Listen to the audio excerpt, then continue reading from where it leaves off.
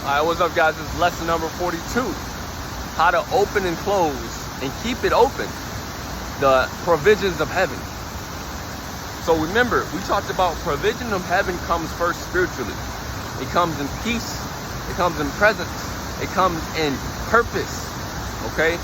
An overflow of character, which is abundance of energy. You don't get tired. Why? Because now you're connected to the source. So how do we keep this openness? You must continue to flow daily in your divine purpose. So not saying you cannot take a break, but keep in mind who you are. If you're called like me to teach, if you're called to serve in different capacities, you might be a gardener, you might be a healer, you might be a speaker, a coach, or any of these other categories. Doing that is just who you are. Don't forget that. So, no, you really don't get tired. Honestly, you really don't get tired of it because it's a part of your scroll. It's encoded in your DNA. Which means how you keep the heavenly lines of provision open is you stay locked in on that frequency.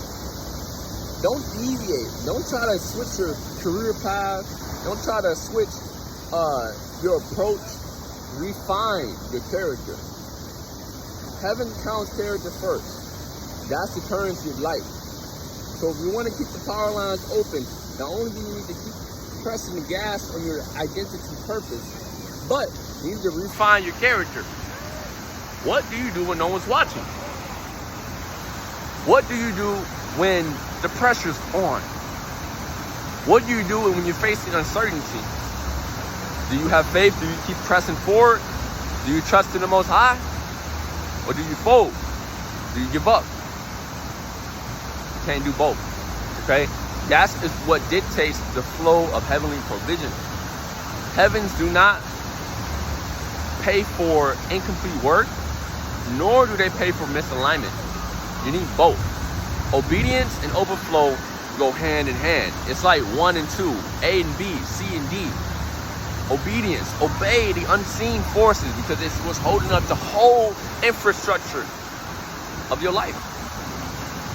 And if you want more heavenly provisions, then you're gonna have to reevaluate how you spend your time. Reevaluate what projects are you not finishing and close the timeline to open up the new abundance.